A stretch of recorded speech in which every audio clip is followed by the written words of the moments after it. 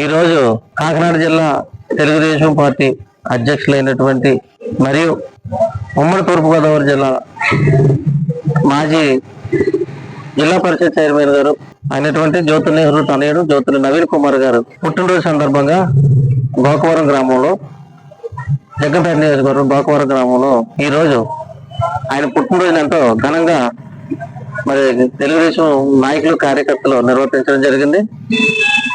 అందులో భాగంగా ఈరోజు ఆయనకి కేక్ కట్ చేసి స్వీట్స్ పంచి మరి ఆయన చేసినటువంటి సేవలు కొనియాడడం జరిగింది. ఆయన జిల్లా పరిషత్ చైర్మన్గా ఉన్నప్పుడు ఉమ్మడి తూర్పుగోదావరి జిల్లాలో అనేక అభివృద్ధి కార్యక్రమాలు చేయడం జరిగింది. అది అందరికీ సుపరిచితమే.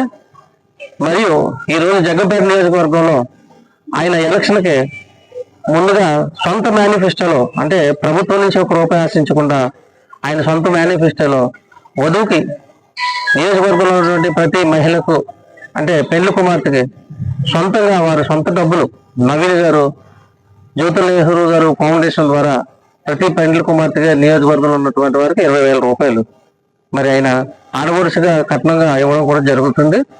ఇంతవరకు కూడా కోట్లాది రూపాయలు వెచ్చించి ఆయన అనేక సేవా కార్యక్రమాలు చేశారు. తండ్రికి తగ్గ తనయుడుగా నెహ్రూ గారు గతంలో ఎంతో అభివృద్ధి చేశారు. ఇప్పుడు కూడా మరి అదే అభివృద్ధి బాటలో పడుతూ నియోజకవర్గాన్ని తండ్రి ఒక పక్క మరి నెహ్రూ గారు ఒక పక్క నవీన్ గారు ఒక పక్క పరుగులు పెట్టిస్తూ అభివృద్ధి మీద మంచి పట్టుదలతో ఉండి చక్కగా కార్యక్రమాలు చేపడుతున్నారు. ప్రధానంగా ఈరోజు ఇక్కడ మేము విన్నవించుకునేది ఏంటంటే ఆయన పుట్టినరోజు సందర్భంగా ఎలక్షన్ ముందు మరి మాకు ఉన్నటువంటి ప్రధాన సమస్య గోకవరం గ్రామం మరి క్రైస్తవులు దళితులు ఉన్నటువంటి శ్మశాన వాటిక పూర్వం నుంచి 100 సంవత్సరాల నుంచి కూడా అక్కడ చాలా ఒక రకంగా దుర్భరమైన పరిస్థితి వచ్చింది. కనుక ఆ ఎలక్షన్ టైంలో వారు మనకి అభివృద్ధి కోసం అక్కడ పరిశుభ్రత కోసం గ్రాంట్ ఇస్తానని చెప్పేసి మాట ఇవ్వడం జరిగింది. రేపు మరి గుడ్ ఫ్రైడే ఈస్టర్ పండుగకి రేపు ఇవాళ నుంచే పనులు మొదలెట్టారు. అక్కడ త్వరలోనే నెక్స్ట్ వీక్ నుంచి కూడా అక్కడ పంచాయతీ ద్వారా నిధుల ద్వారా కార్యక్రమం ప్రారంభం కాబోతుంది. మరి ఈ రకంగా చెప్పుకుంటూ పోతే అన్ని వర్గాల వారికి సమన్వయం చేసుకుంటూ అభివృద్ధిని పరుగులు పెట్టిస్తున్నారు ఈ నియోజకవర్గం మొత్తం మీద.